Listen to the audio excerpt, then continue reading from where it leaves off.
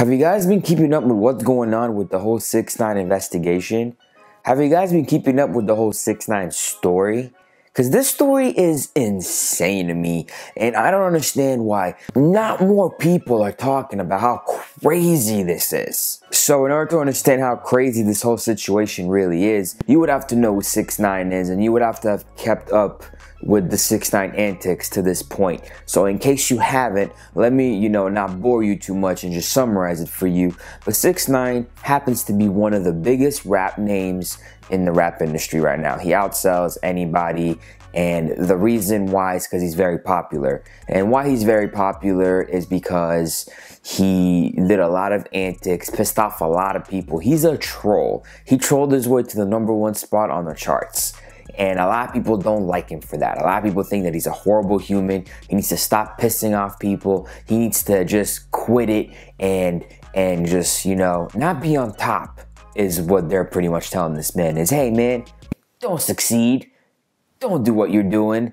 Even though it's working for you, stop it, because it offends us. And I mean, to a certain degree, you gotta agree with these people, because if you haven't been keeping up with him, he didn't just, but like he went over the top plenty of times. But it's really good marketing for the man. That's why he's at the #1 spot. Like for example, there's this one scenario where he called this other rapper and he pissed him off, but then the rapper said, hey man, don't worry about it. I might not be able to find you, but I go on tour and you go on tour, and at some point we're gonna cross and I'm gonna just slap you when I see you. And then 6ix9ine replies, yeah, you might slap me when you see me, but you got people that killed your cousins and your brothers and your family that are still walking around, and you're gonna slap me? And because he does things like that, he's in the #1 spot right now. It's shock value. The marketing is working for him, and people are telling him to stop it because they're getting offended. And if you happen to be one of those people that gets offended every time he does something, and you're giving him all this free publicity that he didn't have to pay for because you're offended and you can't control your emotions, well, bravo, because your day has finally came. He got indicted by the feds for racketeering. And racketeering, I had no idea what it was. I thought they took him to prison for selling rackets, but turns out racketeering is acquiring illegal ways of acquiring money through organization. So if you claim that you were a part of a bad organization of bad people, and you guys made some money somehow that is illegal, well, because you claim that you were with them, you're gonna get charged with whatever they're being charged with. And that's what they have him in prison right now for. And him going to prison at this moment in his career, you might not follow who 6ix9ine is. You might not care who 6ix9ine is, but he is literally on top of the charts. If we put it to perspective, and for you to better realize why him going to prison at this moment in his career is so crazy. Imagine if you became famous overnight and everything's going so well for you. You're becoming more and more famous. Other famous people are starting to hit you up. They're starting to hang out with you. They're starting to work with you. It only took you 1.5 years to get to where you are. Yes, it was a lot of work, but now everything is going good for you. You are on top of the world. You're breaking records, and then bam, you go to prison for racketeering. And now you're probably sitting there all confused because you're probably wondering, what type of metaphor is that? Isn't that exactly what happened to him? I don't care. Yeah, that's exactly what happened to him. And you would feel super bad if you were in those same exact shoes. And man, it's just insane how from making music videos in front of a house that you grew up in with all of your neighborhood friends that happen to be gang members and living in poverty just like you, to being on top of the charts consecutively every time you drop a song, to now sitting in prison until September because that's when his trial's gonna be. My man got no bail, even though he offered $1.7 million to get out. So now you know that, like, this must be serious. This is everyday life. This is somebody's actual life.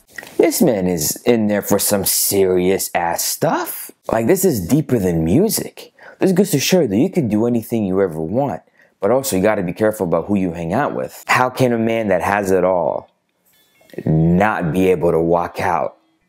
Like, this contradicts everything that we're told, that, you know, money can buy you freedom if you commit a crime. Turns out it really can't. He got locked up literally a couple days before he dropped his first album, telling everybody he's gonna outsell everybody and everybody can, you know, suck his D. And that's when the FBI showed up and said, nah. This man went from on top of the world to now sitting in prison. And he pissed off so many people. So many people. This is literally the worst case scenario for this man. He's probably in the worst place he could be. Prison is no place for a troll. And no matter how we look at it, even if he walks out of the situation, he's still in a complete lose-lose situation. Because let's say for some reason he is found not guilty, what do you think the cops are going to do? They're going to be like, oh my God, oh man, you were found not guilty. Well, good news for you is that we got this time machine and we can give you the year back that you wasted in prison trying to prove your innocence. This is a lose-lose situation no matter what, because, like I said, even if he's found not guilty, what's the repercussions for the cops for being wrong? Nothing. And if he's found guilty, he's looking at 30 years. 30 years. I'm 25. I haven't even lived 30 years in total. I can't even imagine how 30 must feel. This is so much deeper than music. This is someone's real life. And people are over here just talking about the gossip version of it. They're over here just talking about how hype this is, like how controversial this all is, how trending this topic is. But this is someone's real life. Like, I don't have any words. I don't have any words. I would be literally shitting myself every day if I was him. From the top of the world to nothing. Even though you still got access to all your assets. And no one's talking about him. No one's talking about how he must be feeling in there. How much of a letdown the situation must be for somebody like that. Like, you were literally about to drop your album and they came and got you. It's insane. It really is insane. And it goes to show that, like, we really know nothing what's happening behind our favorite celebrities' personal life. Everything that they're putting out there on the camera is just a perspective that they want you to see. You have no idea what anybody that you follow is doing or is going through in their real life. So that's my whole view on the Tekashi 6ix9ine situation. I just really wanted to talk about it. I find this topic super interesting because I've been doing videos about 6ix9ine since the day that he came out. So I'm going to keep you guys updated if you want me to. If not, just follow me on my social medias. I'll definitely be talking about it there. If this is your first time here, thank you for watching this video all the way through. I highly recommend you check out some more of my videos. And whatever, I guess I'll see you guys in the next video.